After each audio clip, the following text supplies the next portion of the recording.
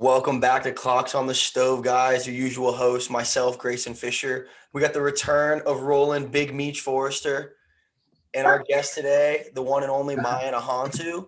A little background information for people that don't know Mayan. So his dad is NFL legend Chidi Ahanotu. He played 12 years in the NFL and was named top 100 players of all time for the Tampa Bay Buccaneers. Mayan himself, born and raised in Tampa, Florida, he attended Berkeley Prep High School, where he played for, in my opinion, the greatest high school football coach of all time, Dominic Yes, Sio. sir. Mayan was a 3-star defensive end and received scholarships from some very, very good schools. We're talking Minnesota, Air Force, Arizona, Arkansas State, Boston College, Buffalo, Cal, Charlotte, Colorado State, Georgia Tech, Illinois, Indiana, Iowa State, Michigan State, Oklahoma. Like, it's just, if you could think of a Division I school, they most likely offered my boy Mayan.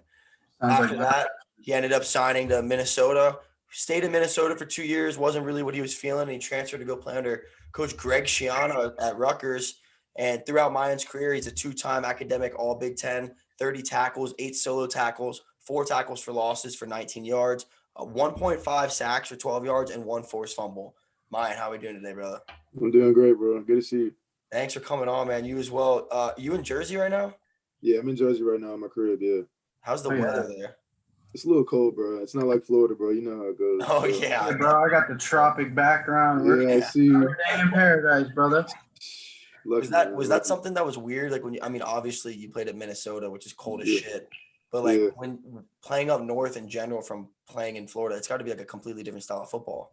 Yeah, it definitely is. Definitely is. I mean, playing in Florida, bro, every day is hot. So when I first went to Minnesota, it was like that was extreme cold, bro. So it's like when I came to Jersey, it was just like this is like a step down, and the winter isn't even as serious as that is.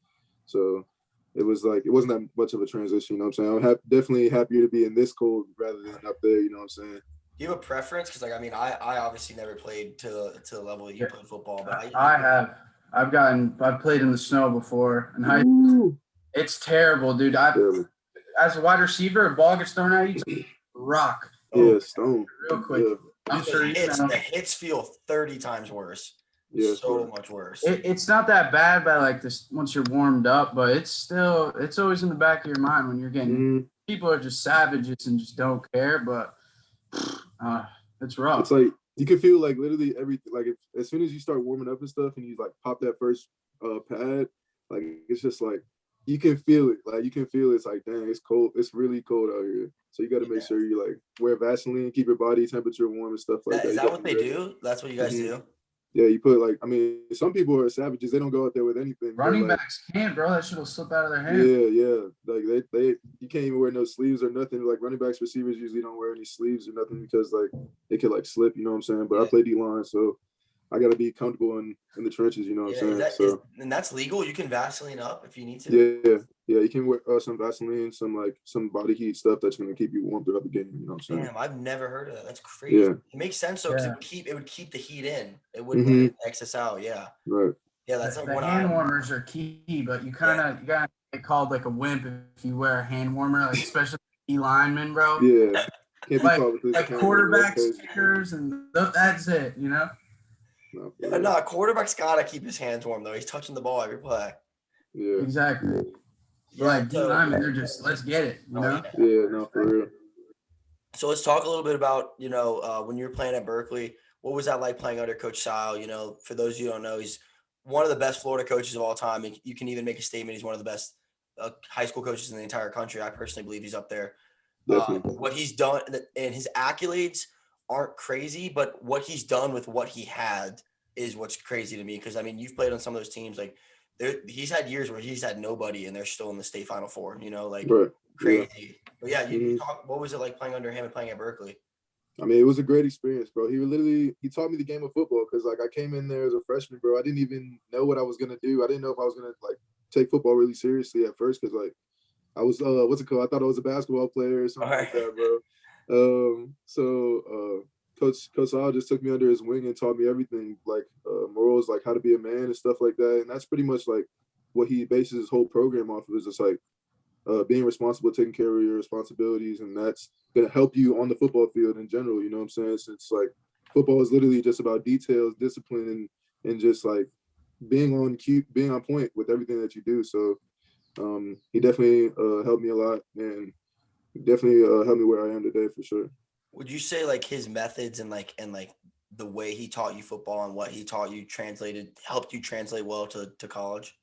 Most definitely, because I feel like some high schools they don't even have they don't have coaches like Coach Sile. That's rare. That's very rare. So like to have that guidance and that leadership is like that's very key, especially when you're molding young men and going into the world. You know what I'm saying? So it was definitely a great help. Yeah. Yeah, dude, his knowledge. I mean, dude, for people that don't know, he coached my dad in high school at Jesuit. Like Yeah. he's been coaching forever. Forever. He's Yeah. consistently He's one of had. those old like Bear Bryant type coaches. Yeah, exactly. Yeah, but he's like one of those guys that like he had so many opportunities to go to Division I schools. Like I remember USF wanted him at one point. Toledo's hit him Yeah. up. Like, but he loves high school football. Like he loves molding kids into men, and that was like Yeah. one thing that I loved about him so much. And Mhm. I'm very upset I never got to play under him for that. Yeah. He's But yeah, also he's super connected, bro. Like he gets players into yeah. colleges, bro. Like kids that you would like not even think like would make it to college, they're gonna go. Like Coach Sile has connections and he will make sure you're ready to go to college. Like Oh no, for sure. That's really important as a head coach. Like my head coach, we went 1-9 my senior year. It was rough. The year before we were 9-1, and he kind of just gave up, had a kid, and didn't really care. But what he was good at was he played at UConn. I'm from Connecticut, so he could get everyone, even kids that were played on the bench. He got them in the D3 school. So that's a part of being a high school coach. Yeah, and I think one reason why Sayo's so good at that when it comes to the recruiting is because how much the coaches trust him. Like they're like, I'd rather take a kid that started 3 years under Sayo as a 3-star than some kid that hopped around programs as a 4-star, because every single thing Sayo's going to tell me is true. He's not going to lie to me. And I know if they were coached under him, they're going to be disciplined. They're going to have hard work. Like they're going to have instillments in them, and like you see it. And speaking on top of that, not just yourself, I was reading here at Rutgers with you, it's you, Austin Dean, Gavin Rupp, and Joshua Youngblood, all 4 Berkeley kids that played under Sayo at Rutgers. Yeah, Berkeley connection for sure. Coach Schiano was also he coached us there for a year. He was helping us out. When he had gotten fired at the Bucks, he the Schiano boys went to Berkeley. So shout out Matt and John, by the way. Yeah, shout out Matt and John for sure. So yeah, he helped out with the program and he taught me a lot too. Like so. That was the first time I think I really like upped my game for real, because he took me to that next level to be like a D1 prospect for real. So that was a lot of help. Yeah, it's awesome. So you first went to Minnesota. Let's talk about that first. What was it about Minnesota at the time? Because I mean, dude, like you had offers from all over the country, every conference. Right.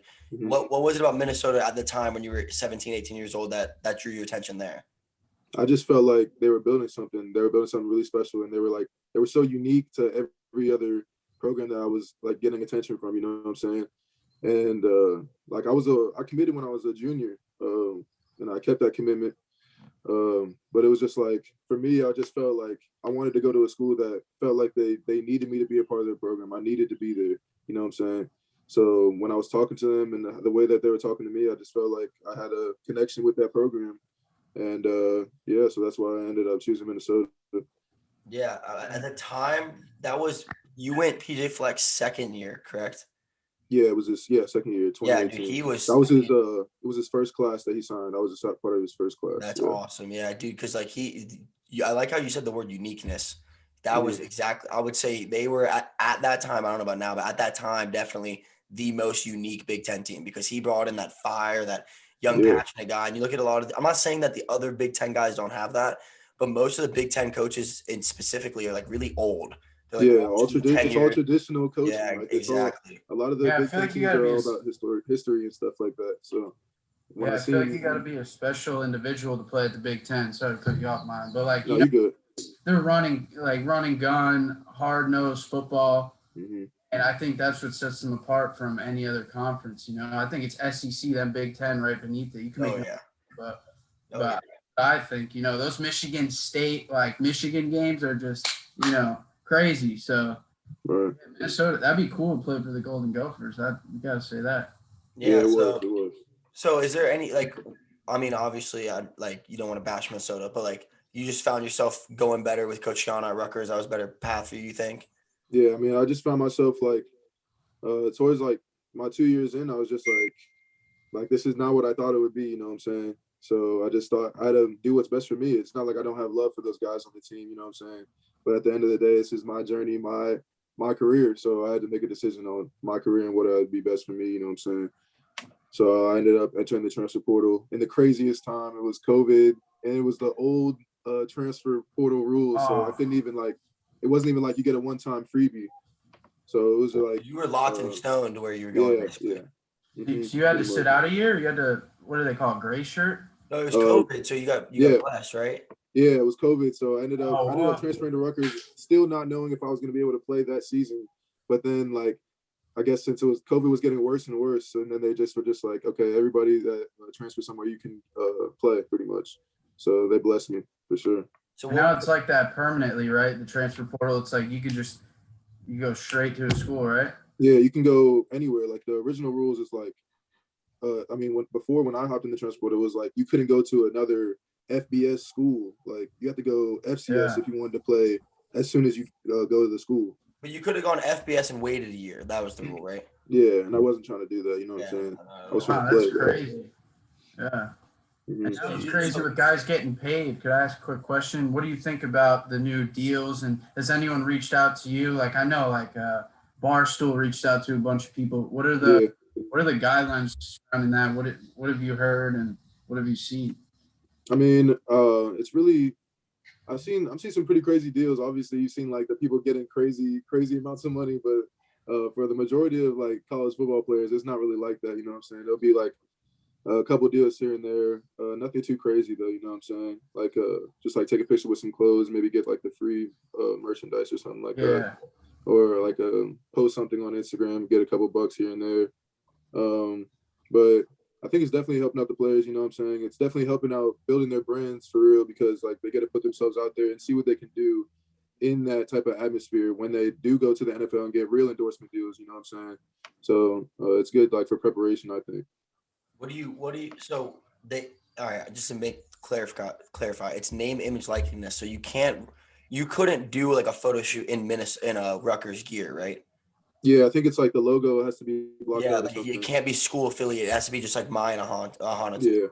Yeah. Mm-hmm. Now, capitalizing on what Meech said, what are your thoughts on the NIL deal? So, real quick before you answer that, we had on Elijah Higgins from Stanford, wide receiver, Pac-12, all Pac-12, very, very good wide receiver, and he was talking to us. And during COVID, he was saying that there was the Pac-12 did this thing where 2 players from each team would meet in a Zoom call and they made a list of demands. I don't remember what it was called. It was athletes for us or something like that. If you look it up, you'll find it. And I heard something about that. Yeah, they made a list of demands for the NCAA that they were we're not going to play after COVID unless these are met. These are the things we want. And I couldn't tell you the in depth to what they were, but it was I think it was half credits during season, like something like that, like little things that they were we're gonna need to be in the middle at. And it got so big that Trevor Lawrence and Najee Harris and all those guys were signing off on it. It got sent to the NCAA, and then 2 months later they sent out the NIL. And he's what upsetted him was the NCAA tried to make the NIL oh, it's this amazing thing, look what we're doing, but in reality it was just them trying to curve and tiptoe around the actual sheet that was sent. So they perceived as the good guys. In reality, they're just ignoring the problem that the players had in the first place. Yeah, definitely. I can definitely speak on that.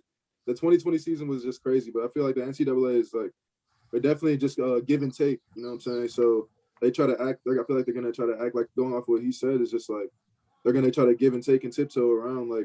So if they have a problem with something, they just want to please people. So they're gonna give them this little nugget, and then they'll be quiet and just enjoy that for a little bit until another problem comes up, until they have to plug a hole in the boat and sinking boat and just fix that temporary fix, you know what I'm saying? Because there's still many things that need to be fixed, you know what I'm saying?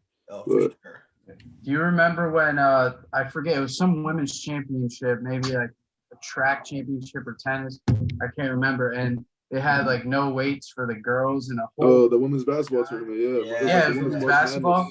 Yeah, that was crazy, right? Yeah, that's crazy. That was crazy. Yeah, I'm just happy that got exposed. Those are top tier athletes right there too, and they're not getting treated the same as male athletes were getting treated. But those were literally just one rack of dumbbells. That's what I've seen. It was baby. It was baby weights too. You can't get top tier training with that work. You know what I'm saying? And they weren't like any D1 girls. They were the Division I girls that made March Madness. Like they Right, were the exactly. best D1 girls. Like they're the Yeah. best. Right, and you couldn't even give them a Planet Fitness. Like, it was half of Planet Fitness, if that. There was For like real, for real. one squat rack and a couple dumbbells. Like, Just give them like a 3-day pass to like a UFit or something. with all that money they make and they give you that, like, that's a joke. Those guys are getting rich. The fact that you can't even use your jersey and that the school's name is ridiculous. I think it should be, you know, take what you get, free market. Like, we're not living in communist China here.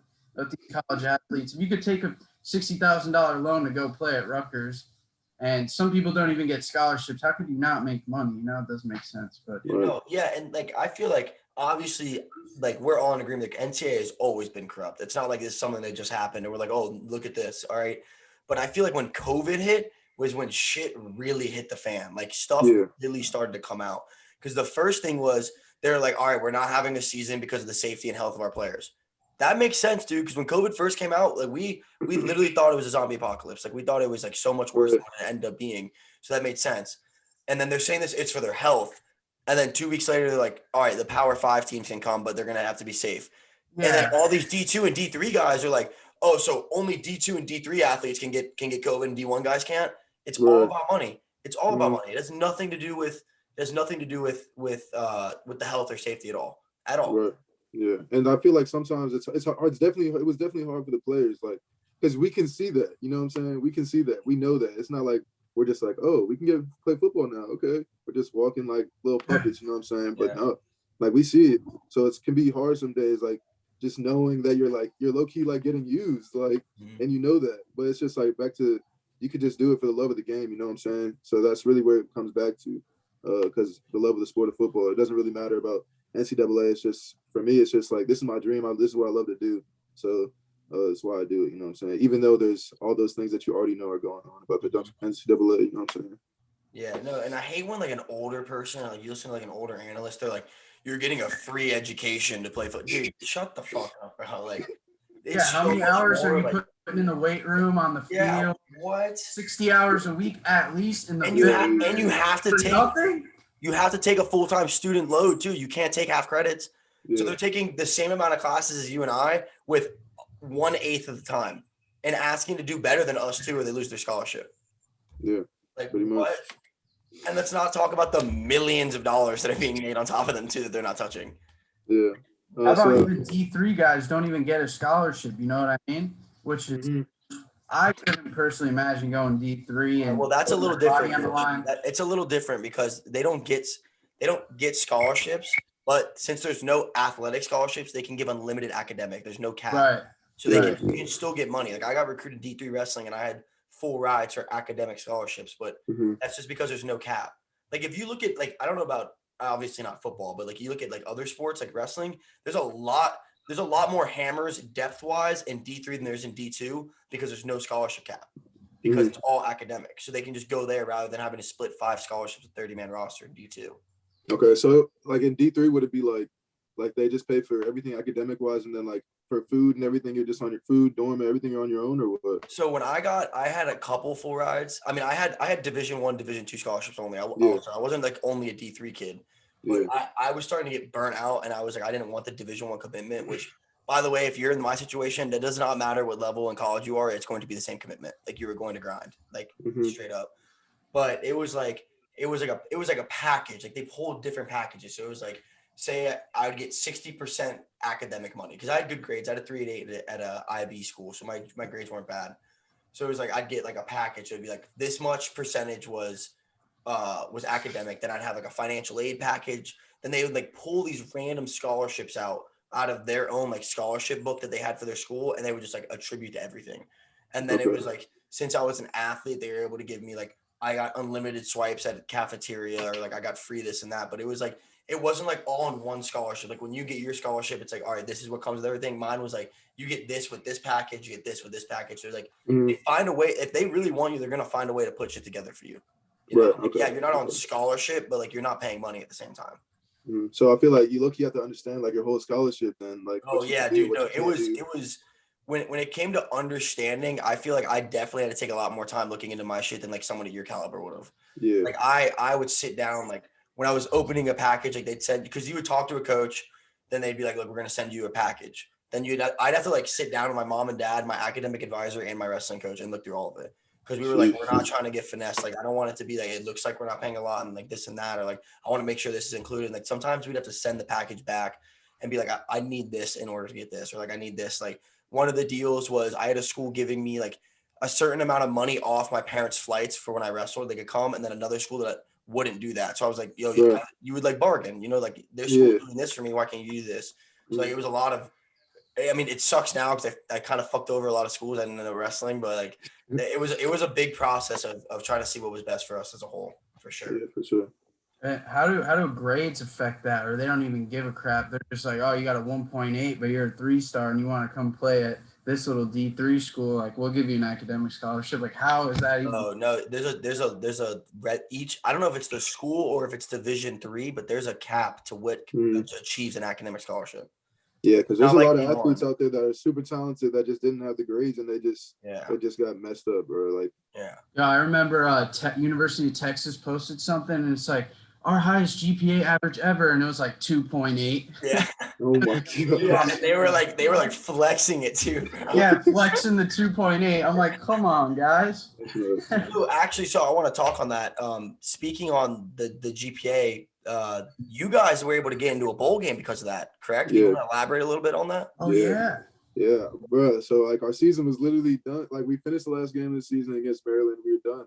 So and then we just we worked out a little bit, and then like, wow, bro, I was at home. I was in Florida. You remember? I was with you. Yeah, I was with you, hanging out with you, and then so like the next day, I was like towards Christmas time. Like I saw like I was just scrolling on Twitter. Like I didn't get any information from my team or nothing. I was just like, I just seen like there was rumors about Rutgers, and I'm like, what? I was so confused. But I was just like, I kept reading on, and then like later on that day, we got the call from coach, and like we had the opportunity to go play a bowl game due to our grades and stuff like that. Because we were almost there to a bowl game.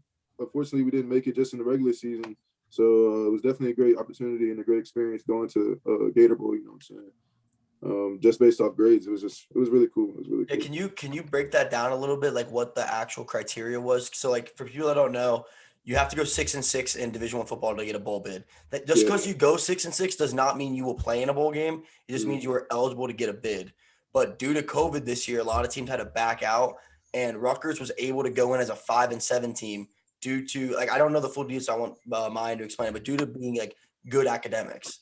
Yeah, so it's like something called like APR or something like that. It's just like the total. I think it's like the total amount of everybody's grades combined, and then like so since we were a 5-7 team and almost eligible for that bowl bid, just based off the regular season, and we had good grades on top of that, it put us in like the top running for that next team to go into whatever bowl, if they had an open spot for that team. You know what I'm saying? So some bowls didn't have teams yet, and so we could have got in just based off that.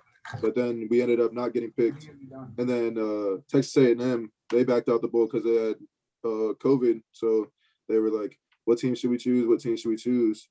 And since we were in the top of that running with the 5-7 record, with the APR, with the highest APR, then they ended up choosing us. That's awesome, dude. Now, is that something that like Schiano and the staff has been pushing you guys like for that helped you? You think you guys just cared about your grades pretty well? I mean, I feel like that's just like part of our culture. Our team is taking care of our business. So like that handles on all aspects of like being a college student and being an athlete. So you got to make sure you're taking care of your grades. Oh yeah, for sure, dude. So what was it? He just called you guys and was like, look, we have an opportunity. Like, was he like, you guys need to be here? Or did he like throw it on the table? Like, are you guys willing to do this? Like, can I get you all? Like, how was that? I think it was all unanimous. Like we all wanted to play because we were so hurt when we played the last game. It was either Maryland or us were going to the bowl game that day when we played them, and unfortunately we couldn't get it done that day. So I know all of us were just like, it was unanimous. We all wanted to come back and just play another game together with that group of guys. Yeah, dude, that was awesome. What was that experience like with the Gator Bowl? Like, because I'm assuming you guys had shorter amount of time to even prepare for the game itself. Bro, it was crazy because all the other bowl teams that are already there, they have a month of preparation that they get to do. So they're already in shape and all this stuff, and we literally were on break. We were on break, and then we had to gather all the troops together. and just work. We were just working That's for a awesome. week straight just to prepare for a game. You know what I'm saying? So it was a really crazy experience. Just like it was super hectic, but it was like a lot of fun. It was just a lot of fun just to like get another week of preparation with the guys and just be around those guys because like that team we had was the same team we had for like 2 years since like the super seniors and all that stuff. Everybody came back for the most part. So it was just good just to see them and play with them one last time. Now you have one more year, correct? I got 2 more years of eligibility, but That's awesome. we'll see what happens. You know what I'm saying? Yeah, obviously. But what's it called? What was like? So I know when you go. So your game was in Orlando, correct? It was in Jacksonville, yeah. Jacksonville. I knew it was in Florida, so that makes sense. The Gator Bowl. But Mhm. what was it like? I know when you make a bowl, you guys get like what's it? Not like you guys get like rewarded. What was like one of the cool things that you guys were able to get for that bowl game? We stayed in a really nice hotel. It was really cool. We got some glasses. You get like speakers, some cool like gifts and stuff like that. It was pretty cool. We went to like you get to go to like the beach and stuff. Like it's just like some like events that they have throughout the week. So it was pretty cool to experience that. Yeah, dude. I bet it was a lot better. It's not just a game; it's like a full-on experience. I was reading something about the Boca Raton Bowl down at FAU, and they were saying how it impacts businesses so much because all the families come down and all the guys come down. Mm-hmm. Yeah, there's so many people that are like involved in that, like other companies and stuff that are sponsoring the whole entire bowl game, and so it's definitely like they all that's like a whole year-round thing that they plan around to do. So I'm pretty sure it was definitely hard for them to like oh my gosh, Texas A&M backed out, so they had to hurry up and figure something out. You know what I'm saying? So I'm just happy that we got the opportunity to go there and just enjoy that. No, yeah, dude. Speaking on the bowl game, so like that's it's a cool thing. Like he said, it's like an event more than this game, honestly. Yeah. What do you think about on the other aspect of it? What do you think about expanding college football playoff? So like, what do you think about the college football playoff right now and like expanding it and just elaborate on that? I think it should be expanded. I think it should be. Just because like anybody can beat anybody on a certain given day. It's 3 hours, so all you have to do is be better than that team for 3 hours. You know what I'm saying? So if you have those top tier teams, I don't like how it's just like the same teams every time. You know what I'm saying? So like it doesn't get boring because it's like those are good games still, but it's just like I would love to see like those like UCF versus like when they were really really good like play with really good teams like Alabama and stuff like that. So like I just think like that'd be a great opportunity for those teams who are like we want to get a chance to play those top tier teams, those blue bloods, those great teams, like and just see how we stack up against them. And if they beat them, they're a better team than them. You know what I'm saying? For So sure. like I think it would just be a great opportunity. You weren't against Cincinnati being the 4 seed this year, especially as a Power 5 guy. No, I watched them throughout the season. They look good. They look really good. They beat Notre Dame and they beat them at Notre Dame and like Exactly. they only won by 11. But if you watch the game, they kicked their ass. Yeah, It was never close. Yeah. It was never close. Never, Yeah. bro. It was like that's what I'm saying. Like you see teams like that, and it's like people still question them. Like that, like even though they didn't do what they wanted to do in the playoff, but it was like, bro, they were still like a really good team, and they deserved to be there. Yeah, they lost 30-8, right? Yeah, yeah. Michigan lost 52-7. Like, and no one talks about that. They're always like, oh, look, Cincinnati couldn't even hold their own. They did a lot better against Alabama than Michigan did, even semi close to Georgia. You know, so like that, I hate when that argument's brought up.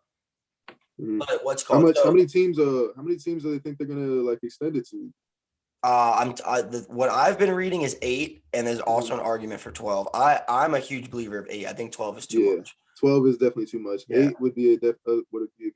And like they try to talk about the FCS, but like FCS teams are a lot closer comparison than FBS teams because there's no difference of Power 5 and Group of 5. They're all FCS, and the majority of those guys don't even start athletes. You know, versus like Texas A&M getting the number 1 class of all time versus like a Cincinnati class, it's not going to be the same. It's not going to correlate. That level of players aren't going to be the same.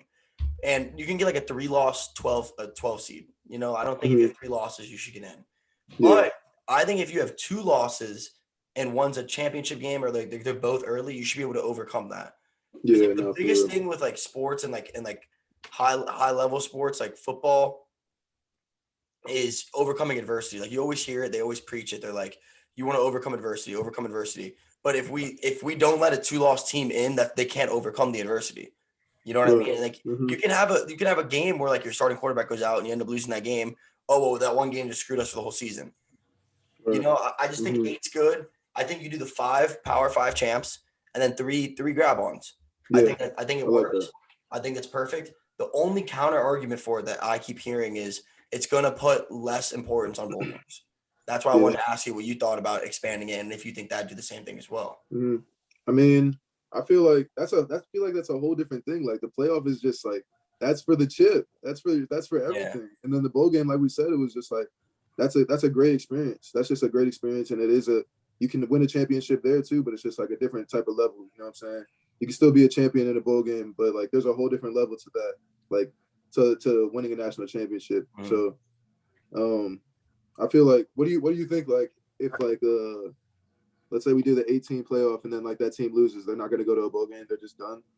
Yeah, I think also, dude, I don't know. It's so hard for me because I'm not in your shoes, so I don't see it from what you see, and I'm not putting the work you put in. But I think you do 8, and what's going to happen, like inevitable, it's not even an argument. You're going to see more people opt out of bowl games. Like if they don't make the playoffs, they're not going to want to play anymore. You know, like Kurt Herbstreit made an example. He was like, back in his day, if you won a Rose Bowl, that was like a huge accomplishment. Like if you were a Rose Bowl winning quarterback, like that was a very like prestigious, like awesome achievement.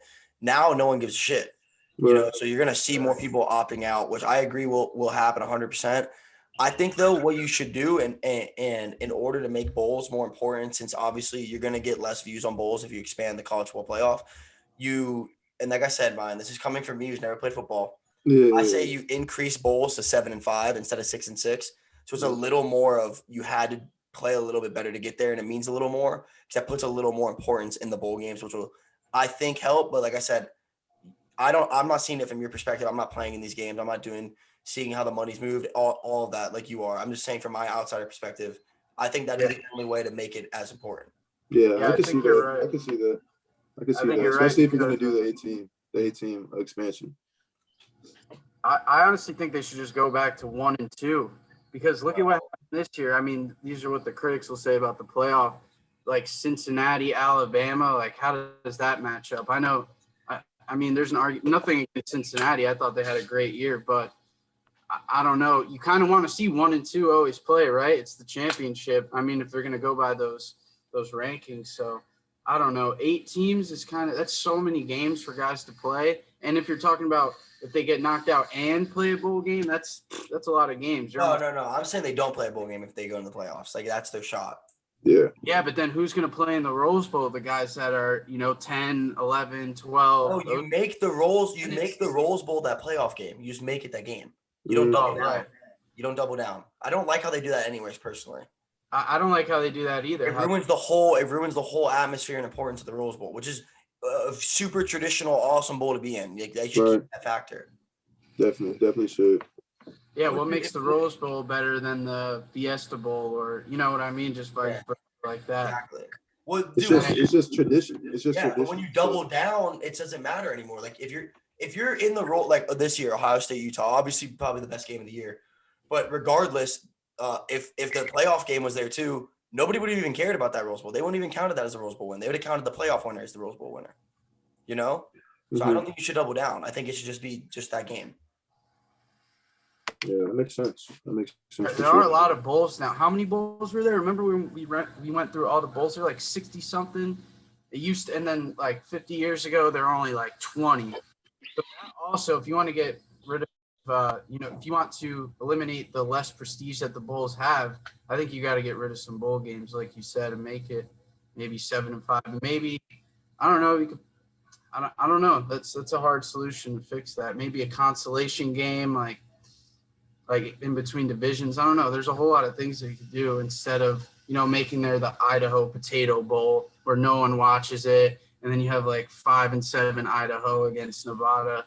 I don't know. Kind of just ruins it for me, at least as a fan. But but then I also think on the other side of things, it's like as a player, like, bro, it's so hard to win a football game, bro. Hell yeah. It is That's like what I'm saying. I'm not seeing it from your perspective. Yeah. I'm just saying as a fan's perspective. For sure. It's just like everything, like like anything can happen in a given 3 hours. You know what I'm saying? Like, so I know what it takes to like win a football game and how hard it is to even reach like 10 wins. Like 10 wins is crazy. 10 wins is crazy. Like when I was at Minnesota, we went 11-2. Like that was like crazy to even like see like how much work had to be put in and how much everyday like detail that you had to have in order to just be prepared to have a chance for that game that you play on Saturday. Yeah, you know what I'm saying? See, that's what I'm saying. Like, it's such a complicated topic, dude. It's so complex because, yeah, I understand your point of view. It's an awesome reward to go 6-6. It's really, really hard to go 6-6 in Division I football. Like, you're a good program if you go 6-6, especially in the Big Ten. Yeah, exactly. But like at the same time, like we're talking about, like, dude, and like I know you said 1 and 2, Meech. The Bengals are going to the Super Bowl. Like, like you can be better like at the end of the season. That's why I love wrestling. Is like they always say you want to peak before postseason. Like you can literally lose every single match you wrestled in an entire season, go into conferences, and then just go undefeated for conferences in NCAA and be an NCAA champ. So screw it. Let's make it like March Madness and have the top 5 from each top 5. You can't do that, bro. Just get after it, bro. Play 5 more games. At the end a 2-year season, bro. You can't. Let's get after it. I'm down. That'd be awesome. Bro, the amount of injuries that would happen, like this is too physical. That'd be crazy, though. Tell me that wouldn't be the sickest sporting event of all time. It'd be insane. That'd be crazy. It'd be insane for sure. But going on the opting out, what are your thoughts and opinions, especially as it becoming a more regular issue, Mayan? I feel like it's just it just depends on everybody's situation, you know. Like I don't see like for myself in my journey, I don't see myself opting out of a game like unless it was like I feel like it's only like the projected like first round picks that can like have the platform to do that, and that's just like based on what they feel like is best for them. It's different for everybody, you know. Like during COVID and stuff like that, I can see why people opt out because there was so much uncertainty in that season, and like you get COVID, you're out, you're done. You're pretty much done for like I don't know how many games it was. It might have been 4. In the Big Ten, it was 3 weeks. Yeah. That's like, and if you're an NFL prospect, like that's 3 huge games that you're gonna miss. Well, dude, in the COVID season, it was 6 games. That's half a season. You're losing half. You're better off not even playing sometimes. Yeah. You know, they have that old tape on you when, let's say you have a bad first 4 games, you get COVID. You're done. Your season's over. You're done, especially if you had COVID and you're literally recovering from your lungs and they're like your lungs are messed up and you have to be out there playing at a top tier level. Like that's gonna hurt your draft stock instead of helping you. So yeah, but I feel like that problem about opting out, that's literally like the 1% of college football. You know what I mean? That face that dilemma. I don't know. Yeah, definitely. I don't see it for myself, but for those top tier guys that are like the projected first couple picks, you know what I'm saying? I could see it like what's the Ole Miss quarterback that got hurt? Okay, but listen.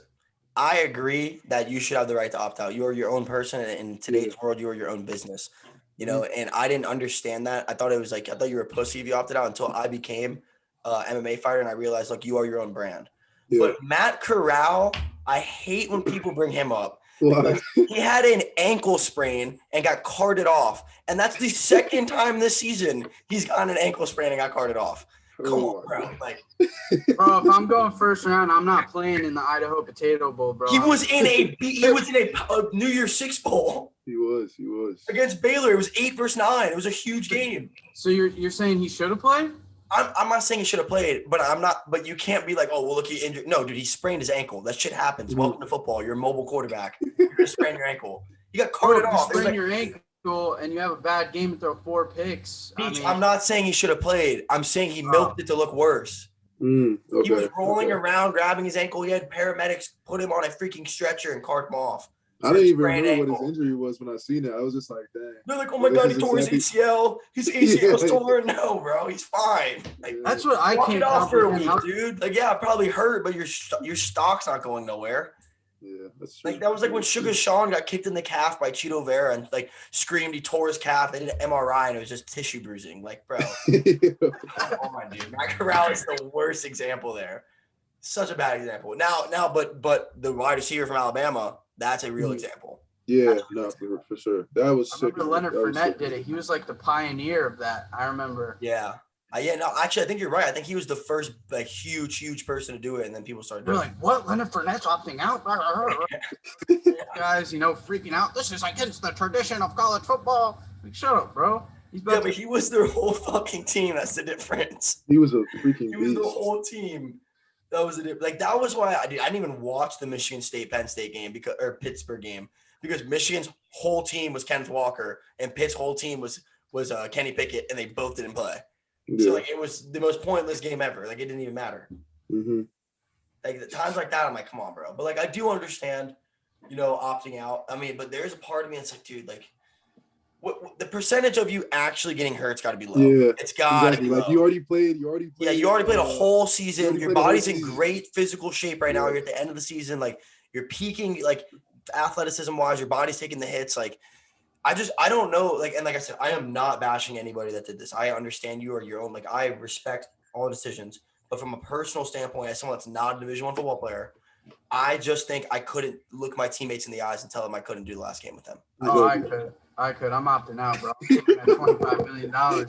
Sorry, guys. It was a great season. Give me my money. You got $25 million knees, bro. You got to protect them things. Would you drive your Ferrari in the swamp? No. Yeah, dude. But like, you're also talking about a lot of guys that put the sacrifice into you, and like let's be real. Like, you would not be in your position right now if it wasn't for those guys around you. Exactly. So I'm buying them all Rolexes when I get taken. You know what I mean? When they got ice on their wrist, they'll understand. Yeah. I'll sit out. For sure. But yeah, dude. But Maya, another thing. So we always hear about the transition from like middle school to high school football, high school to college to NFL, yada yada yada. Yeah. What would you say personally for yourself?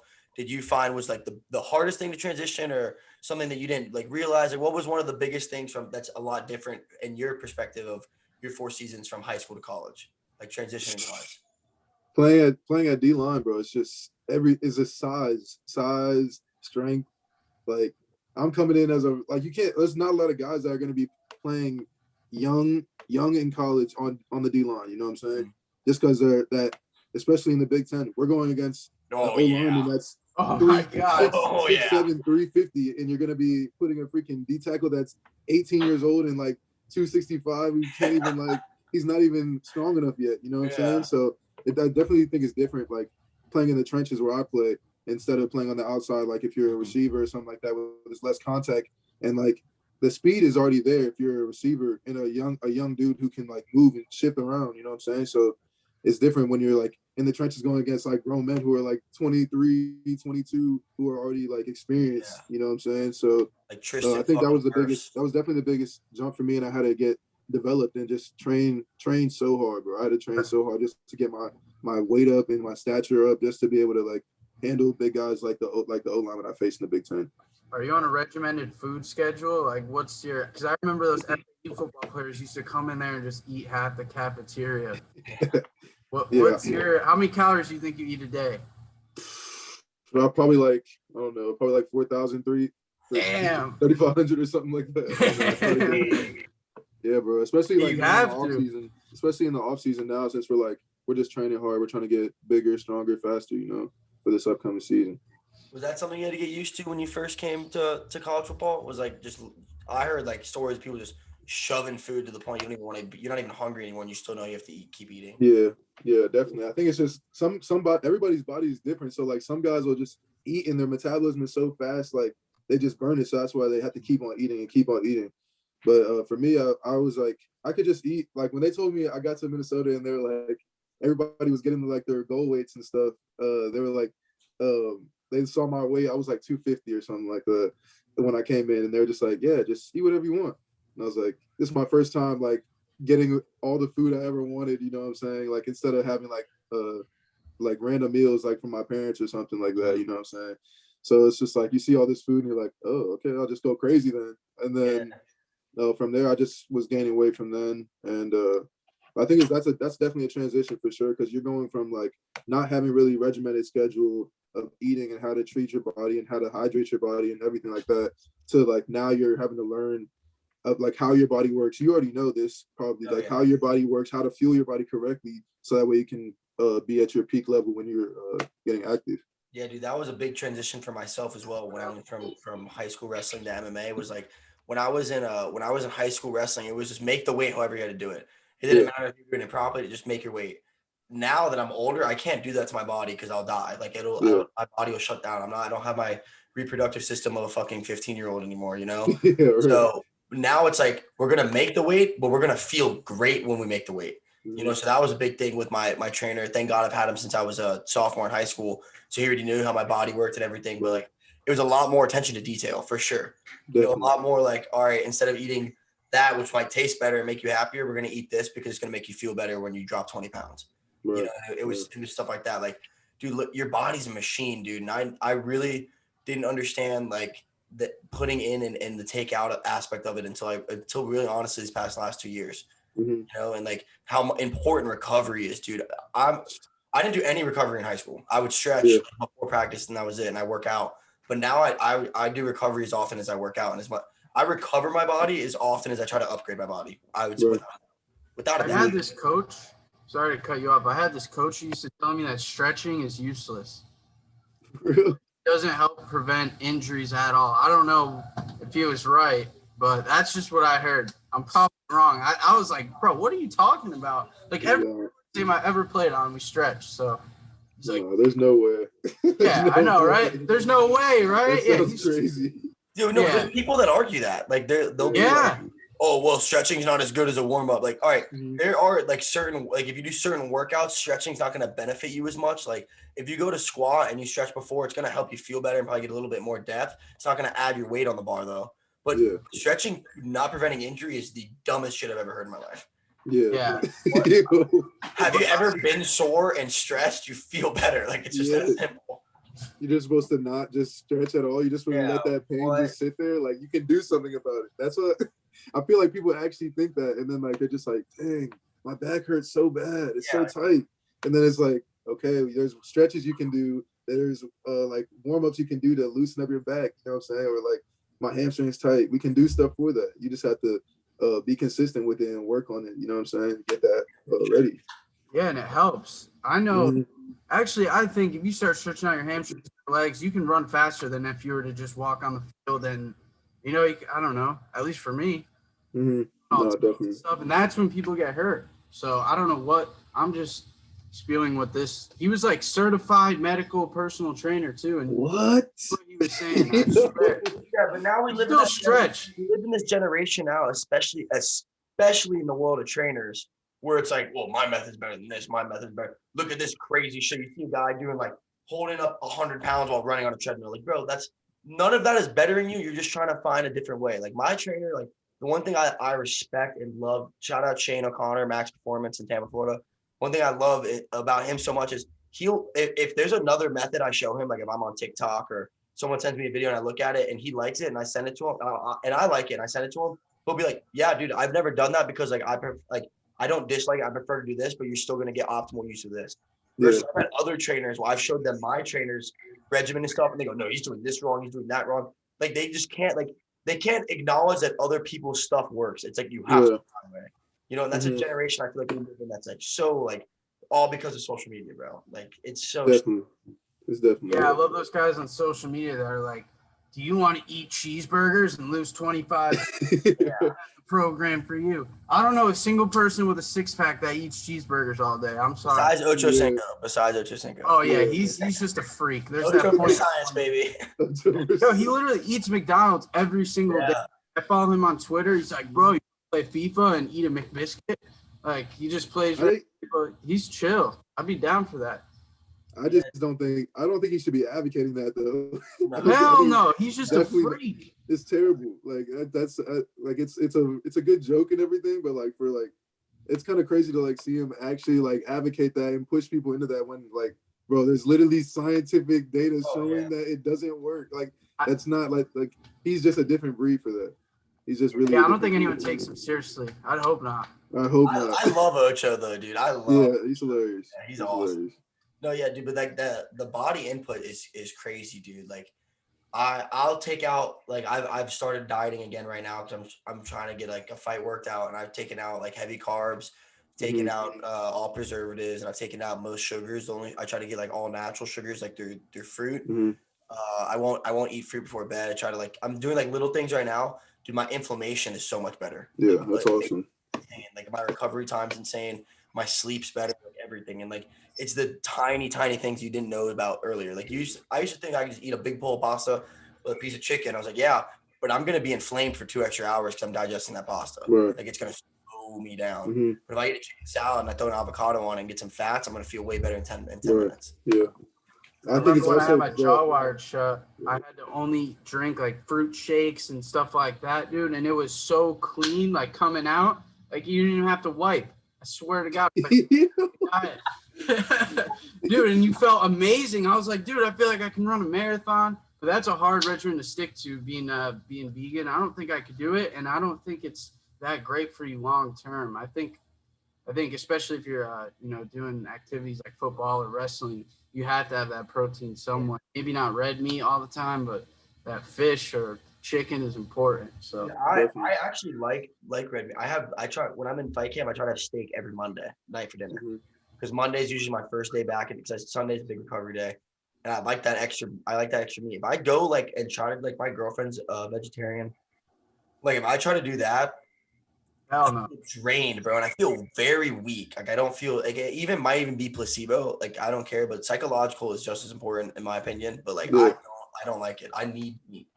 You see a lot of pescatarian fighters though, but fish is still meat. Like that's still you're still getting. You need more of it, but it's still good. You're getting good vitamins. You're getting good protein. Yeah, humans have been eating meat since the beginning of time. I don't care what anyone says. It's fine to eat meat, you know? Dude, all those vegans are like super skinny and lethargic, and they're like, I feel great. No, I get it. What? Like I'll just go blow on you and you're gonna. Yeah, literally, yeah. Literally. But yeah, speaking on that, is there anything that you started doing, Mayan, with recovery or proper eating or anything that you feel like definitely helped your game or even helped you feel better and give you more longevity? Yeah, something that I realized, bro, is the most important thing that I think is sleep. Sleep is literally the most important thing that we can do to recover because, bro, when I was a freshman and I first got to college, bro, I was still in my high school sleeping schedule. You know how it is. I'm staying up, I'm watching movies till 1:30 in the morning, then waking up at 6 to get a lift in, bro. It's great. And I just found myself getting into that cycle of things, and I'm just oh my gosh, I am burnt out. And then as I gotten older and more experienced through all this stuff, if you sleep and you recover, you're gonna be waking up feeling so good. I don't even you're still gonna be sore, obviously, but that inflammation and everything that you do is that's gonna be reduced so much if you get the right proper sleep. You know what I'm saying? And what else do I do? I probably do the Normatec boots, all that stuff. I got the big tub things that you going. Yeah. I cryo. No, I've never done that. It was it's some boots where you just get it just runs really tight air compression in your legs and just flushes out all the lactic acid. Yeah. Oh, okay. I do that, and then I have the Theragun stuff, the little gun. I was gonna say that shit is sick. Yeah, it feels good for sure. Dude, there's things I started doing for recovery that what I started, dude, things I do now that if I did in high school, I feel it would have helped my game. I never, until I got to in college, I never rolled my back out. I never used to roller one time in high school. Not one single time I ever used to roll it. Oh my gosh. Yeah, isn't that insane? I always did. Dude, my back was screwed up. I did a deadlift and I pulled something in my back. So I had no clue what I was doing. I was 15. And they were having a lift off, so I'm going up there. I'm weighing 155 pounds and these 300-pound linemen are doing deadlifts. I go pull it up, I get it up, and my back was never the same. Never the same. So I'll never do another deadlift again. And there's people that argue you shouldn't do deadlifts. Oh yeah, no, there's a lot of science that I know in NFL workouts they don't do deadlifts at all. Yeah, they train differently over there at that point. Yeah, because you already have the base strength that you already need. Yeah. That's what you've been doing all through college, all through high school. You've been building that whole entire time. I feel it's a different game now. People are just training to become better athletes all around rather than just strong guys. In baseball, they don't even do bench presses. Most coaches, if they know what they're talking about, they won't let you do bench presses. You do free weights because, you're throwing the ball all the time and you can mess up your shoulders doing bench presses. I don't think it's as bad as deadlifts personally. But yeah. Well, dude, think about it. If you're a pitcher and you're doing barbell bench press, you are destroying your rotator cuff. Right. If your chest might be getting stronger, but your rotator cuff is getting weaker. And if you're a pitcher, who gives a shit how much you bench? It should all be about your rotator cuff. Right. And that's another thing that we're starting to see that wasn't a thing probably 10, 15 years ago is situational lifting, like how you work out. Like me and Mayan should not be on the same workout plan. Like we do different sports with different body types. Like he shouldn't be deadlifting. He's never going to need to pick up weight like that. Deadlifting is one of the most crucial workouts that I have because I'm literally picking up people. Like that is a very important thing, baseball players, like I don't bench that much when I'm in fight camp. I bench 1 day a week. That's it. One time a week I bench, but I lift legs 3 times because my legs are everything in my fight. I'm never doing this. Mayan is doing this all the time. He needs to be benching. Football players are never doing this. They need to be working their shoulders and stuff like that. And another thing that as I've gotten older, I've realized too, you don't always need weight to perform better. Like I know a lot of wrestlers that I'm friends with that are very Division I, like All-Americans. They only do calisthenics, and they're strong as shit.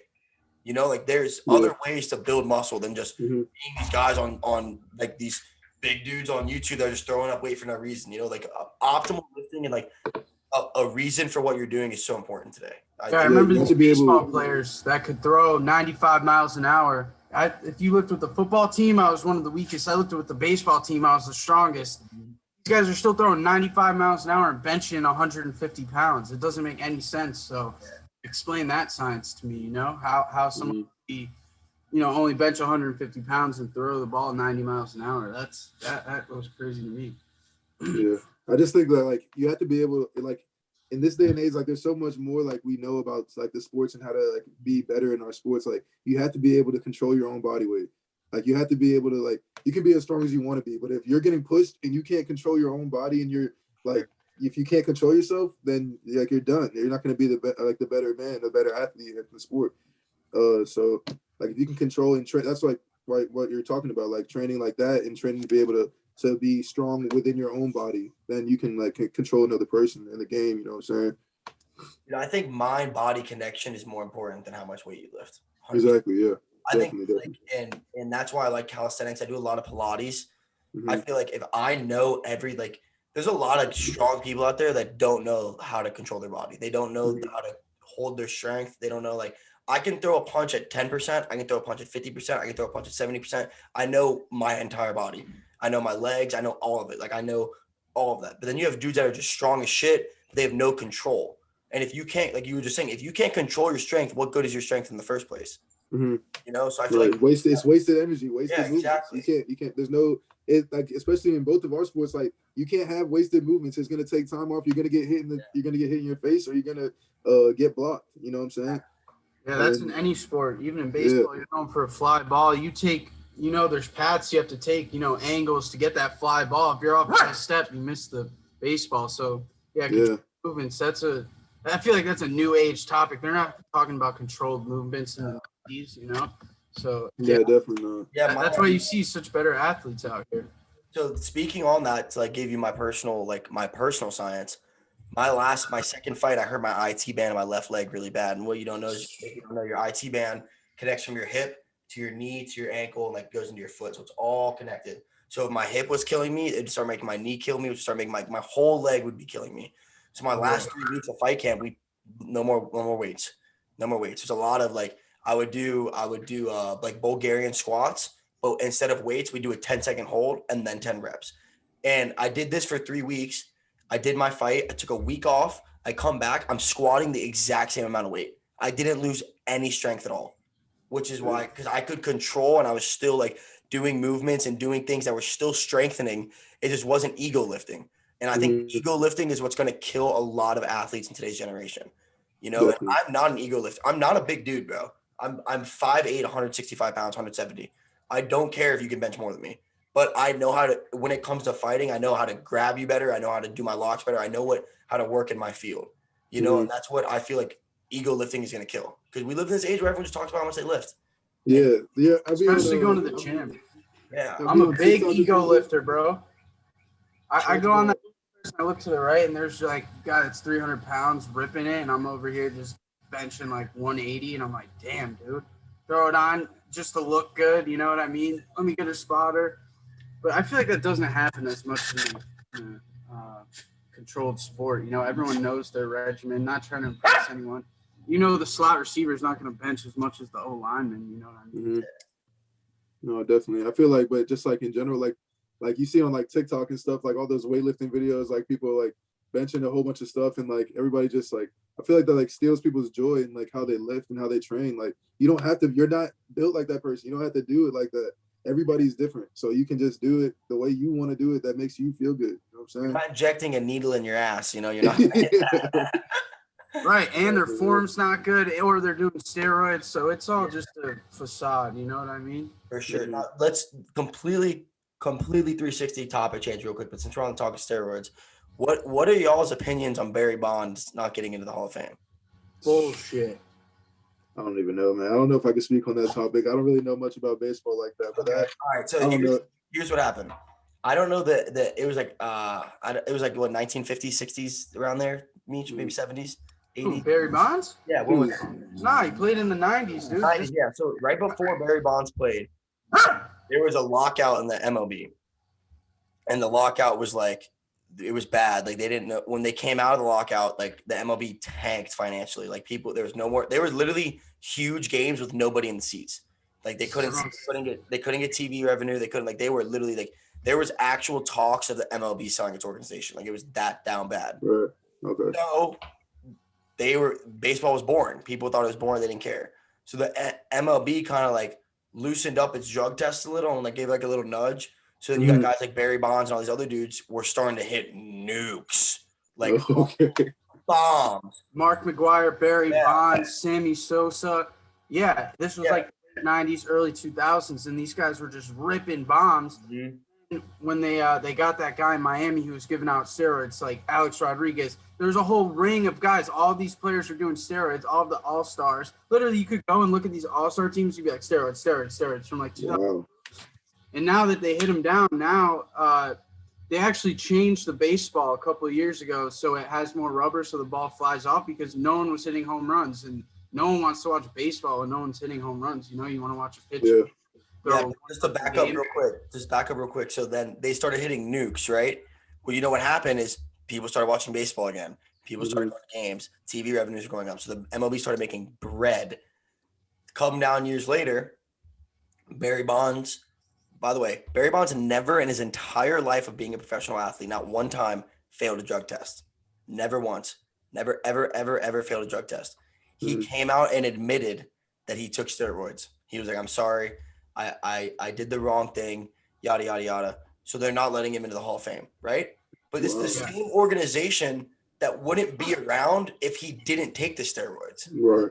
You know, and also on top of that, if we're talking baseball, he hit 40 home runs as a rookie before roids even touched his body. And he's already hitting home runs. And it doesn't matter how fucking strong you are. If you cannot read a pitch or you don't know what's coming and you swing, you're not going to make contact because you're on steroids. You know, that's the thing. And then they let in David Ortiz, who failed a drug test. So what's the example? So the example you're trying to set is, oh, we don't want kids taking steroids. Like we're good. But at the same time, it's like the guy that failed his test and lied, he can go in. But the guy that was truthful, you're going to punish him. I mean, it's steroids. It does matter a lot in baseball. It is hard to read a pitch. It is hard to hit a pitch. But that, let's say you get 15% more strength. You hit a ball 15 feet further. That's an out. He was already hitting bombs. It wasn't like he was hitting nothing. Yeah, he hit 40 home runs, and then I think it was like 65, which is insane. But you're trying to tell me he could do that without steroids? I don't know. I'm not saying he shouldn't be in like he should not have taken steroids. That's not what I'm saying. What I'm saying is he should be in the fucking Hall of Fame because he still changed baseball regardless. Right. I agree because baseball, and especially if they're building it off the backs, if they're building off the back of the steroid player who's hitting the bombs, who's bringing in the revenue, fans, the revenue, and everything. Yeah. So and that they're just gonna turn around and just turn him away like that, even though he just helped out literally the whole MLB to be going back to what it is. That's pretty crazy actually. And how many players are already in the freaking MLB Hall of Fame that are that did take steroids and they didn't just say anything. Or did worse, bro. Or did worse. Yeah. Like beat their wives and shit like that. Like they're in the you know what I'm saying? It's crazy. And then there's that one. I know you know the name, Meeks. There's a baseball player that used to bet on himself when he played. Oh, Pete Rose. Pete Rose. You know about him, Mayan? No, I never heard of that. He can't go to the Hall. He played for the Cincinnati Reds, and I think his claim to fame was he has the most stolen bases of all time. He was a great player, and he used to gamble on himself, like throw the game and gamble on himself. No, he never threw a game. He never threw a game. He'd only bet on himself. He never threw a game. Really? He would only bet but it would be like in crazy bets. Like he'd be like, they'd be in the World Series. He'd be like, I'm gonna have the most hits and most home runs in this playoff series. Like crazy shit, and then he would do it. Yeah. That's but crazy. like obviously, yeah, you shouldn't be betting, but he's not hurting the team. He's not losing them games. Like he's not changing the outcome of anything. He's trying to play harder. Yeah, that's low-key like a really great belief in himself. Like he's betting his own. He put his own bet on himself. Okay. Yeah, and they won't vote him in the Hall of Fame. And they won't put him for that. And he's got like the most stolen bases in MLB history. And and Barry Bonds, I think, has the most home runs. Barry Bonds and then Babe Ruth. So, I mean, dude, think about how many guys that are just trying to make the MLB that are on steroids. You know what I mean? And they still can't do it. Yeah. I don't know. If everyone's on steroids, especially during that era, it's a level playing field. You know, basically everyone was on steroids or some type of performing enhancement. It's everywhere. It's everywhere. Like even now they are, dude. They just. Oh yeah. How many? Even the NFL. All the guys I fight with, like I'm not gonna name any specifics, but there's a lot of dudes I've trained with through my 4 years. I've been like seriously fighting that are all on gear. Oh yeah, all on gear, bro. Like what? Because unless you're in the UFC or you're in a very top professional organization, they don't give a single fuck if you juice because you're just gonna kill people and that's gonna make money. Right. Is there like a way that you can tell that they're doing that stuff without? I mean, some of them will tell you. Some of them will tell you. Like I'm close enough guys, I'll tell you. But like you'll also see a dude that's like my weight but double my size and doesn't get tired and is triple my strength. And I'm on like a very strict fucking regimen. You know, and they're just insane. They're like dudes. Talking to this FAU player. I'll have a teammate I'm not gonna name his name, but one of my teammates from 2 years ago took off like 6 months of fighting. Like literally just was gone for 6 months. Comes back, cardio is completely fine. An 8-pack.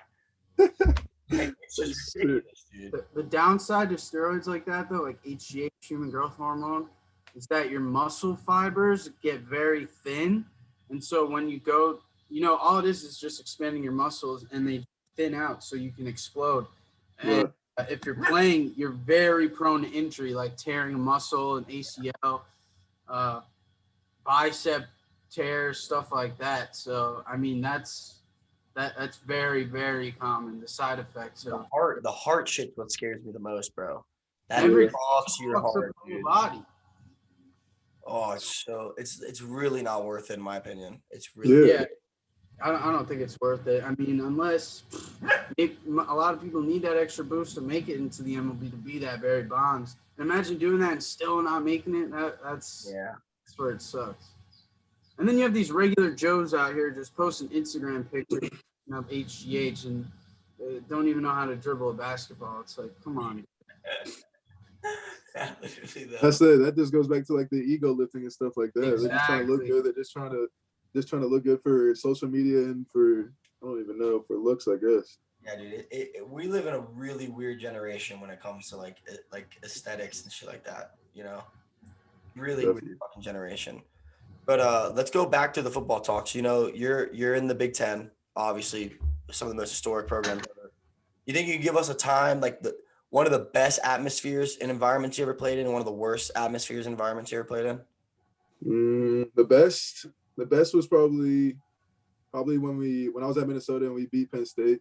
That was a crazy experience. 2019 season, it was like we were both ranked at the time, and it was at home, and we beat Penn State, and like they stormed the field. It was crazy. Like I literally remember like we won. We literally ran to like the 50-yard line, and I were just like all screaming together as a team at first, and then I just feel like a whole bunch of force on my back. I'm like, what the hell is this? I couldn't breathe, bro. I'm looking all around. It's just hella fans, bro. It was crazy, bro. I was like that. Like You couldn't even see the grass at that point. It was gone. It was just straight people. Awesome. It was sick, bro. It was sick. That is sick. What about worse? There's gotta be one or two that weren't too good. Probably a COVID game with no one in the And probably like Northwestern's stadium. Any game what's that they fucking play. hilarious is we had Dean Belton on last week, and he said the exact same thing. It's terrible. It's terrible. It's so really? boring. It's so boring there. The fans are like, they're not juiced up. They're not even like, at least talk some type of mess to me or something. Like, give me some type of juice. I need something. But it's just like the grass is not even that good. Mm-hmm. Like the grass is all choppy and stuff. Like we had to like I had to wear like spikes in my cleats and stuff. I remember like one movement I did on the field, it was like my leg was literally stuck in the ground, and I still had to play against the O-lineman. I'm like, yo, like the field is terrible and the fans are just not as good. And the stands are just like, the stadium is not like a Big Ten stadium. It's like small, I think it's like the smallest Big Ten stadium.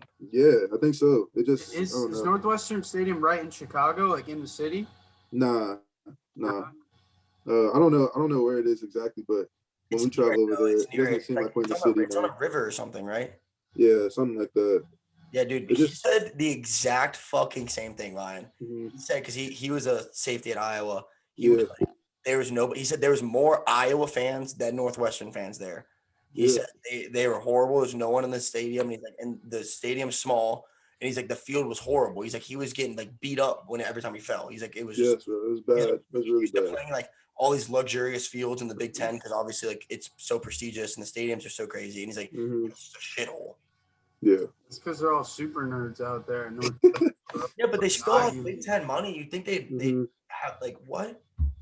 I don't know why they do it like that. You know, it's a cool stadium though. I grew up right outside of the Yale Bowl. It's like one of the that was badass. Yeah, they just kind of renovated it, and before you used to like walk on the steps and the concrete would just crumble, you know, because it was like 150 years old. Jeez. It sits like 120,000 people, but like 1,000 people show up to games. It's crazy. Well, I talked to my one friend Anthony Nelson, who's defensive end at Harvard. He's like, that game is just so much fun to play in. He's like, it doesn't matter how good those teams are. When Harvard Yale play, every fucking person's there. Like, those games are sick. I feel like that's just tradition at that point. Like, straight tradition. It's just great, straight. Like I want to beat the shit out of this team. Right. But I can't. It was like either our freshman year or sophomore year. There was that huge controversy that happened in the game. Y'all remember that? What happened? Harvard Yale? Oh, okay. I can't remember exactly what it was. It was something like a political stance thing. I think I kind of know what you're talking about. I can't remember exactly what it was. It was really recent too. Let me look it up. Oh, I got it. It was 2019. Yeah, I got it. It was climate change. That's what it was. Wait, what happened? Yeah. Activists disrupt Yale. Yeah, I remember this now, and I talked to him about it, and he said it was crazy. This was at Yale too. Yeah, it was the Yale game, and over 150 Yale and Harvard students stormed the field in the middle of the game. Like there's players on the field, and they just like we're doing it for climate change, like blah blah blah, all this shit, and they're like holding signs and stuff. Yeah, Yale's campus. They might have ended the game because of it. To be honest, I'm trying to. I can't remember exactly. Yale's campus is literally Hogwarts. Yeah. I swear to God, bro. You just see all these nerds just walking around and like, dude, they could have broomsticks and robes on, and you would think it's fucking Hogwarts. Dude, I hate how FCS teams, or excuse me, let me rephrase that. I hate how the Ivy League teams can't play in the FCS playoffs. Yeah, that's. It's so. They can't. No, they're not allowed. They just have their own. They have their own like playoffs. Yeah, it's like, but there's not like a championship game. It's just like whoever had the most Ivy League wins gets a trophy. What? Yeah, they think they're better than everyone. There's been years where like a Yale or a Harvard or like one of those teams are like a top 10 FCS team. Like there's been seasons where they've been really fucking good. Yeah. They still can't go in. Wow.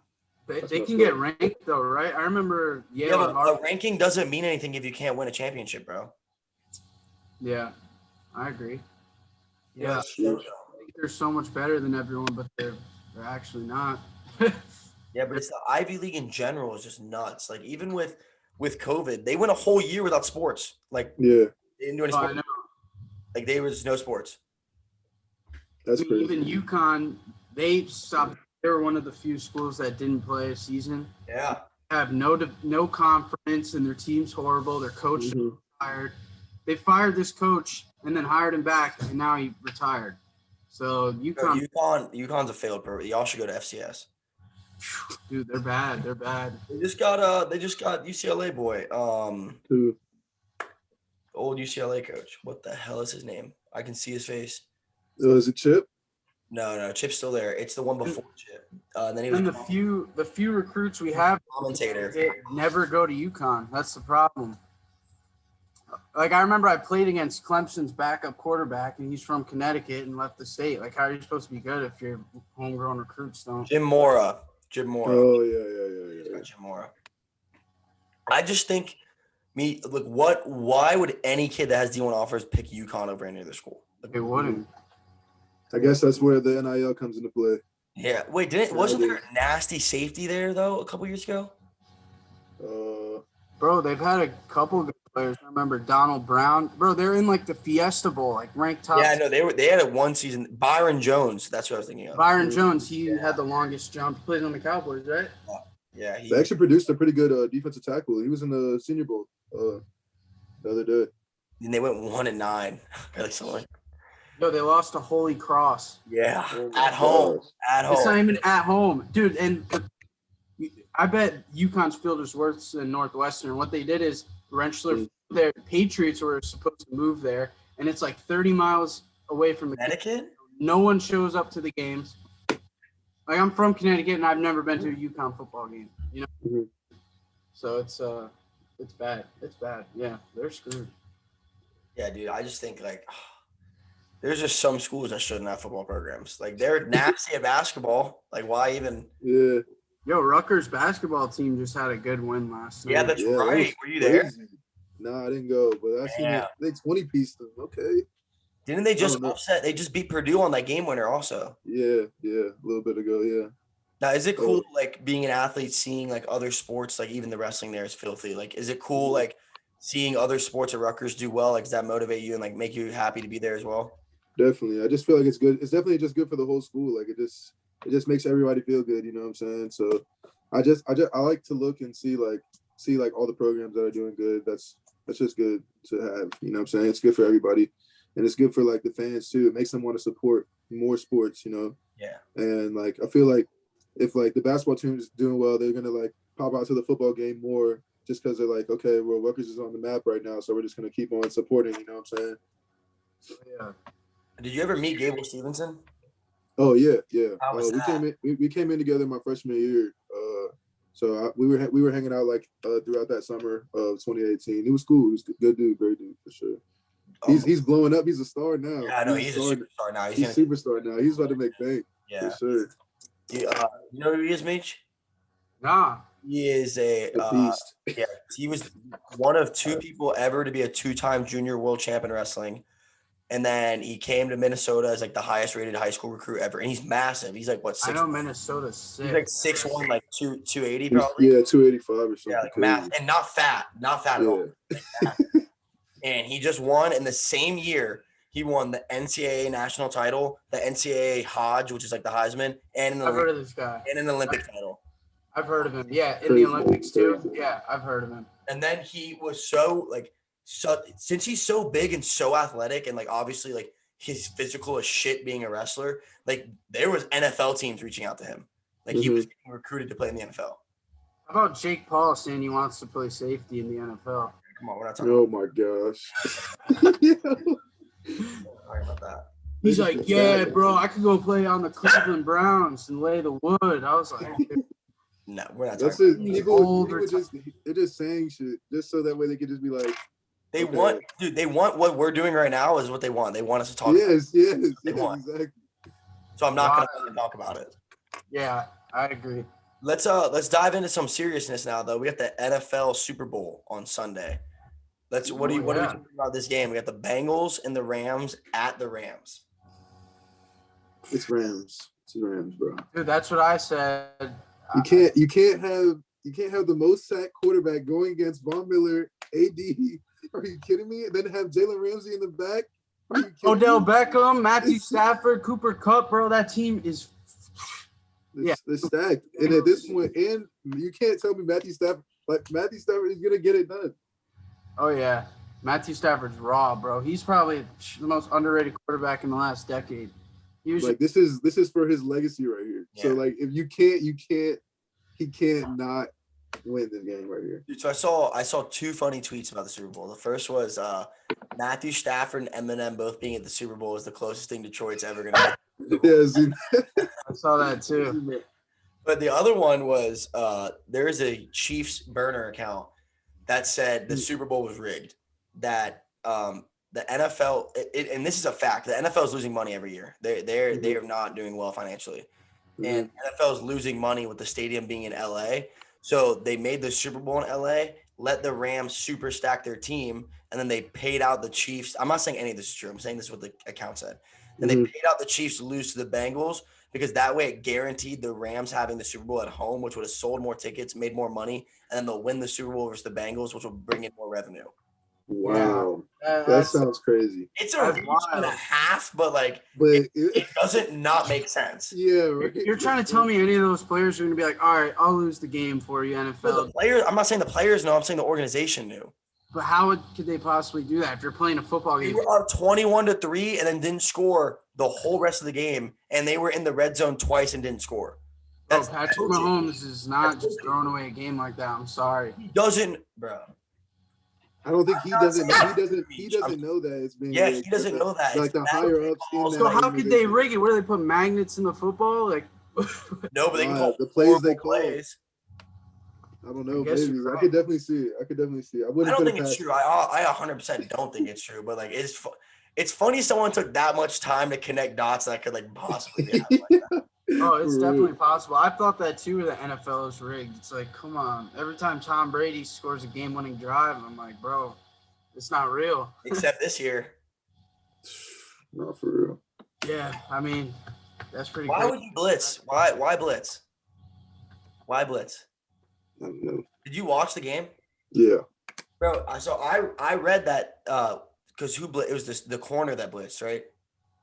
Oh yeah. It was the safety that came down. The safety that came down to cover receiver in the corner. Yes, and then Cooper Kupp that came through the straight up the middle.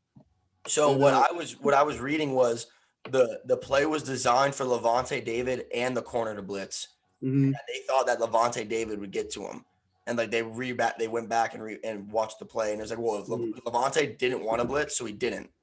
And they're like, if he would have gone Matthew Stafford, who already fumbled that game. They're like, blah, blah, blah. Dude, I think regardless, I understand aggressive play style. I'm all about aggression, but dude, there's got to be times you have to be fucking smart too. Yeah, no, definitely. There's got to be a time where you're like, I don't give a shit if they think I'm a pussy for the next 15 seconds. We have the best winning quarterback of all time. We're going to go into overtime. Yeah, that broke my heart. You have 60 seconds to call plays on defense, you know? You think Tom Brady's going to come back out of retirement at some point? Michi, what do you want to say? You want to go first on that? What'd you say? I'm sorry. I said, do you think Tom Brady's ever going to come out of retirement? Oh, nah, dude. Giselle's got chained up. He's 4 years old. Why would he go back? What is he going to do? Win another Super Bowl? I mean, good. But then look at Brett Favre. He retired 3 times and came back 3 times. I don't know. I guess there is nothing left for him to prove for real. Literally nothing. What does he have to prove to anyone? I'm the biggest Tom Brady hater. I'm a Jets fan. I've seen him beat the Jets 55,000 times. I just don't see him coming back. How many does he have? 6 or 7 rings? 7. Oh my God, dude. 7. And if they would have beaten the Rams, they would have won this year, without a doubt. Yeah, definitely. Oh yeah. The AFC was trash this year, honestly. I thought the Bills were gonna take it away, but I saw something that they do the probabilities before the season. The Bengals had a 4% chance of making the Super Bowl. 0.4. That's crazy. Dude, so you guys don't think there's any chance the Bengals can win? I can see it. There's always a chance, but I just don't see it. I just don't see how you have Aaron Donald in the Super Bowl going against an O-line that can't protect Burrow. How he's gonna have a feast, and he's at home. Yeah, I just don't see it. I just don't see it happening. Dude, there's just something about Joe Burrow, though, dude.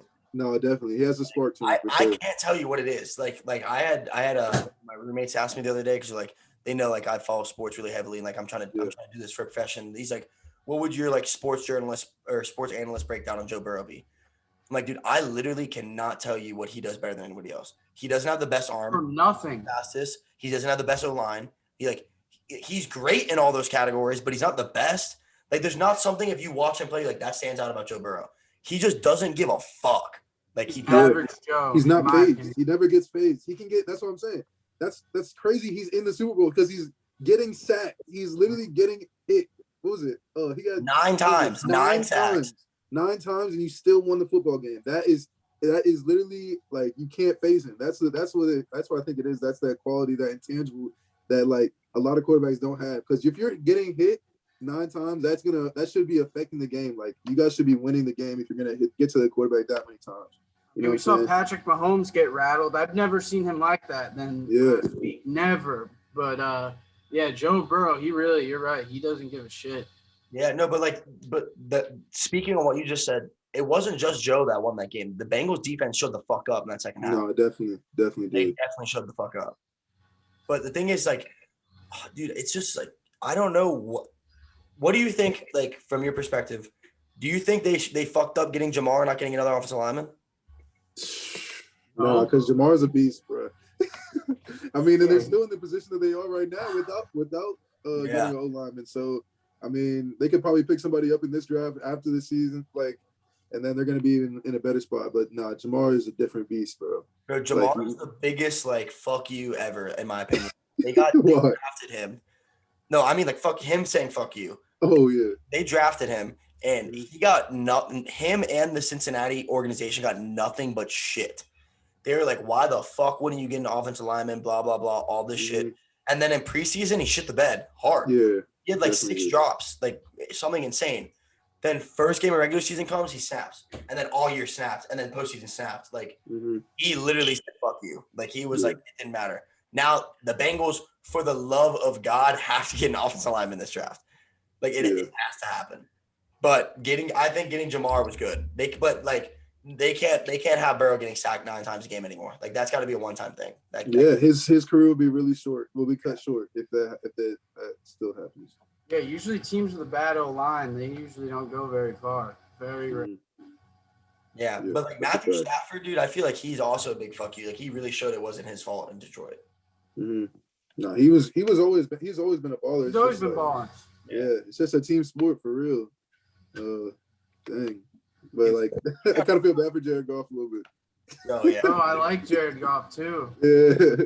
He got thrown to the Wolves out Send him to the Detroit. It's the worst. Did you guys hear? So Jared Goff had like the lowest, like the smallest recorded hands in the NFL Combine or something, and supposedly Kenny Pickett's are like a whole inch smaller. Like the NFL average hand, like I think they measure what from here to here. Yeah. It's like 10.5 inches is average, and like some even have like Big Ben was like 12, and like Kenny Pickett's is projected to be like 8.2, 8.3. Probably like mine. Bro. And they're saying it's because he has a double jointed thumb, so it's like it doesn't affect it as much. But like a lot of people are saying it's gonna hurt his draft stock. Maybe, I don't know. Then again, like Burrow has small hands too, but it doesn't matter if he can play, he can play. Yeah, I agree. Look at Kyler Murray, bro. He's like 5'8". Yeah. He's really not though. He's not that small. Dude, he's not that tall. He's like 6 foot. Who? Kyler Murray. That's like No mighty way. bro. Nah, he's got to be 6 foot. He's not. He's not. He's literally 5'9" maximum. No way, bro. I don't know about 5'9". Maybe 5'10", 5'11", but he's not. There's no way he's 6 foot. There's no way. 5'10". Okay, he's 5'10". 5'10" with cleats on, bro. The craziest when I watch NBA and I'm like, dude, Steph Curry looks like a jit and he's 6'3". He's like 6'5". Crazy. Yeah, that shit's crazy to me, bro. They're so much bigger. Yeah, those are giants out there. There's like Spud Webb who was like 5'3", bro. Yeah, but he was a hooper. Or Nate Robinson. Nate Robinson was like 5'10". Yeah, no, Nate Robinson was a hooper also. But hey, Mayan, real quick, if you had to sit down with yourself when you were a senior in high school, like you just finished your senior season, What would be something that you would, as you now talk, like sitting now with your younger self, what was something that you would say to yourself to, like, in any aspect of life, like in general, just to get you ready for the next upcoming steps? Like something you didn't know that you should have known, like anything at all.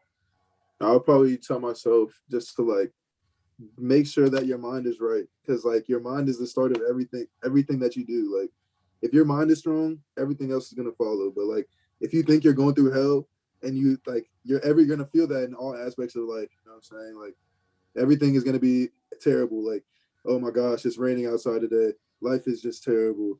Then if you have those thoughts reoccurring in your head all the time, then you're gonna have like, dang, actually now I feel depressed. You know what I'm saying? But if you have a strong mind and you're like, and you like meditate all the time, get yourself right, take care of yourself, and like everything is gonna be good. Like everything follows through with that. You know what I'm saying? Everything starts with my mind. Like especially like going back to I was gonna add the like what we do for recovery. Like for myself, I do meditation sometimes just to like clear my head, just because like everything just goes so fast in college, bro. Like with all the stuff that we do, all the workouts, school, everything can pile on so quickly, you know. So it's just easy. It's like it's easy to get caught up in that and then be like get sad because it's like, oh my gosh, this is so much work. But then again, like you have to change your perspective on that stuff, and like you have to just think of it positively and how it's positively impacting you. You know. 100%. Do you do a lot of like manifestation? I mean, I haven't really gotten into that much. It's more just like my breath work. Like if I feel like I'm getting like anxiety or something, like with stuff piling on, like just like make sure I'm taking like time to breathe and just like slow everything down. You know what I'm saying? So like if you wake up in the morning, like straight out of bed and just like start meditating just like 5-10 minutes and just like slowing everything down, that you don't have to like catch up with your day. You know, sometimes you feel like when you're just like, dang, I have this, like everything's pulling at me. You know what I'm saying? Sometimes I feel like people feel like that, like where they're getting like pulled each and every way. When like I meditate in the morning, sometimes I just feel like I run my day. You know what I'm saying? Instead of like I'm chasing my day every day. You know what I'm saying? No, for sure. Mindfulness. The anxiety thing for sports is real, dude. Like as I get older, like it just hit me, like little things that used to not bother me and bother me now. Just like as you get older, things get more important, you know, and like and shit like that. So I try to do like a lot of like manifestation, like thinking about the best outcomes. Like today, for example, I have a lot on my plate. Like I had this podcast, I have a shit ton of homework.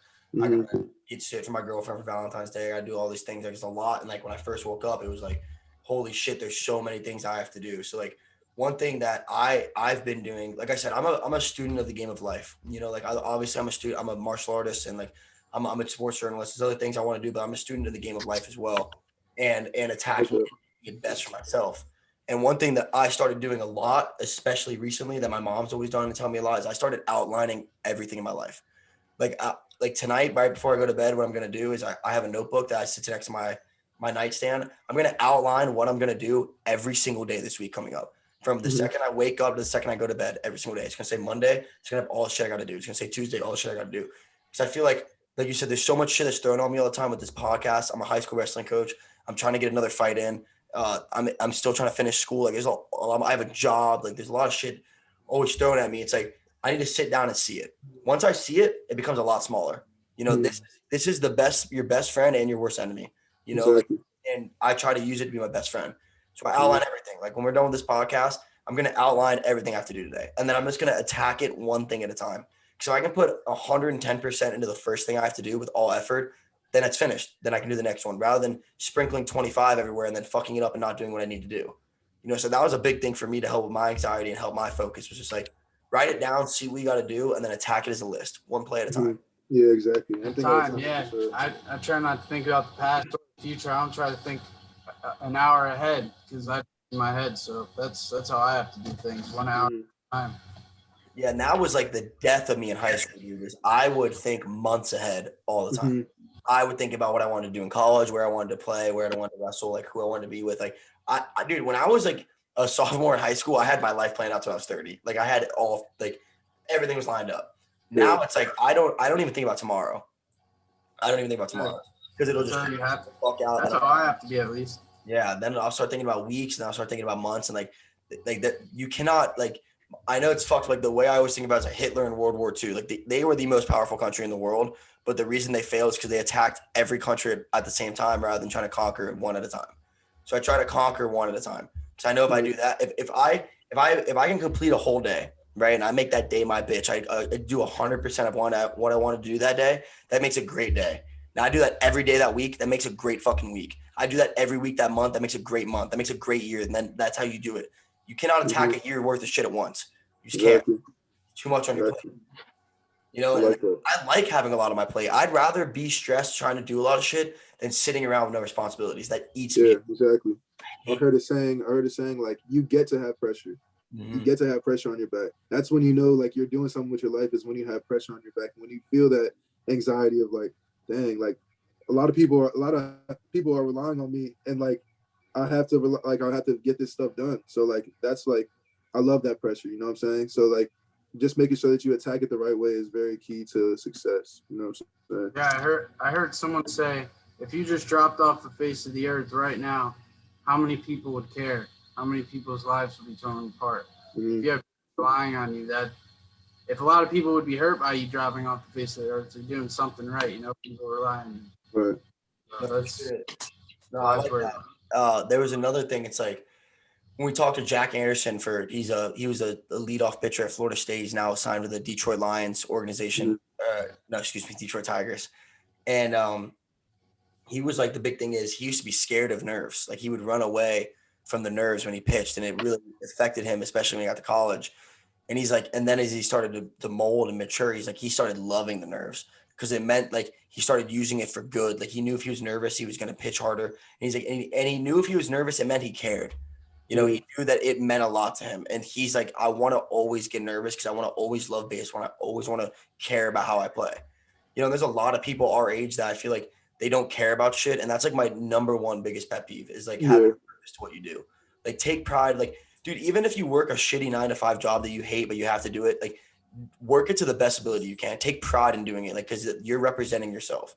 Exactly. You know? And I want to always like, I'd rather have that stress knowing that I care about what I do and knowing there's a lot like I have to do than just being like, oh, I can just wake up and watch cartoons all day. You know, like I don't want to do that. You know, like exactly. That's how I feel like that's also like who you surround yourself with. Like if you're around people who love that work and who love pressure, like what we were talking about, like that's even better. Like that fuels the fire. Like makes you want to work harder. It makes you just want to be a better person all in general. But like misery loves company. So like if people who are in that mindset, just like I just want to sit on the couch and just do the same thing every day and just eat food and just do drugs and just like, you know what I'm saying?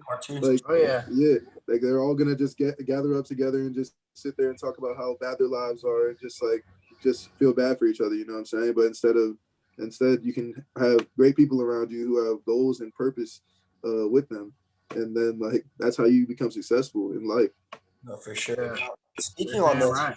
Did you have any specific times throughout your career where you had a slump like that, where you were kind of questioning everything?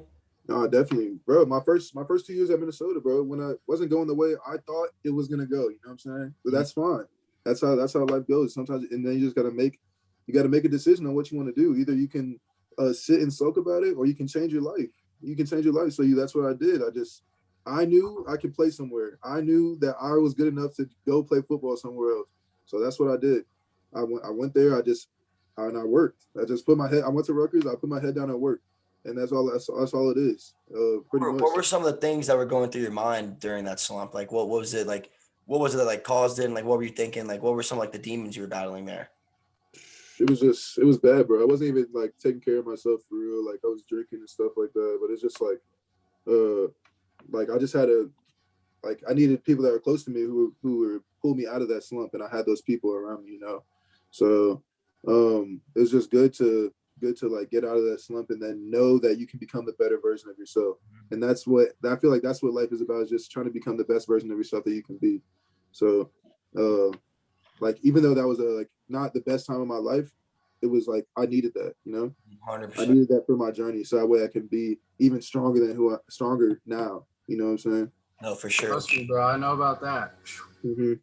That's why like I'm a big believer in experience over knowledge, because like I can read about overcoming adversity and I can read about working out and doing all this hard shit, but if I've never done it, bro, it does not matter. Like there's a lot of practices, a lot of losses I've had in my life where I'm like, holy shit, they broke me. Like they really fucked me up mentally. but I needed them so much. Like at the time, I didn't realize that, but like I needed it. Like it really did. Like COVID COVID sucked when it first, like I'm talking about the very beginning of COVID, like when like quarantine, like we had to go back to Tampa, like we didn't know what was going to happen, couldn't leave our house, like that kind of COVID. It really blessed me athletic wise, because at the time I was, what you said, I wasn't surrounding myself with people that had the same mission and same goal as I did, or even supporting what I was doing. They were just like, let's party all the time, let's do this, let's do that. So like there was like a 3-month gap. I didn't work out or go to practice once. I would party every single day because that was the people I was surrounded with. COVID came, I come back home and I have nothing to do. I can't go see anybody. I can't do anything. So my parents, they upgraded our garage to a gym. We had a friend selling like dumbbells up to like 80 pounds for $1,200, sold it to us for like 800. Snag of a deal. Blessing. Yeah, So, blessing. yeah. So I was like, I'm just going to grind. I was like, I have literally nothing to do all day. School was paused for like a month. Like I couldn't go see my friends. I was like, I'm just going to grind. And it reinstilled my hunger. That first month of COVID made me the dog that I am now, that I lost. I literally lost that dog. Like I wasn't hungry to fight. I wasn't hungry to compete. I wasn't even hungry to train. And I did that month, and it relit a fire on me. It got to the point where I was like, I'm only going to surround people that support what I want to do. I don't give a shit about partying anymore. Like this is what I want in my life. Exactly. And I would have never found that dog. I honestly, like, not to be like an extreme, I might have never fought if COVID didn't come. I might have never flipped that switch. And like at the time I was so mad that COVID came, but now I am so beyond. Obviously it should be over with. I think it's way past what it did, but I'm talking about that first month. It reshaped me into a man, and it sucked. Getting back into shape from when so much pain. It is so much worse. So much worse. But it sharpened my body, and it really, really, really sharpened my mental. And that I'm so thankful for. So thankful. Yeah. Sometimes people can tell you things, but if you don't experience them yourself, you'll never learn.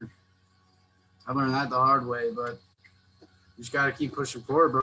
Can't give up. I've had times where I wanted to give up on shit. Trust me, dude. Yeah, for sure. Yeah, and that's where sometimes it's good that happens, because then you have a fear of it.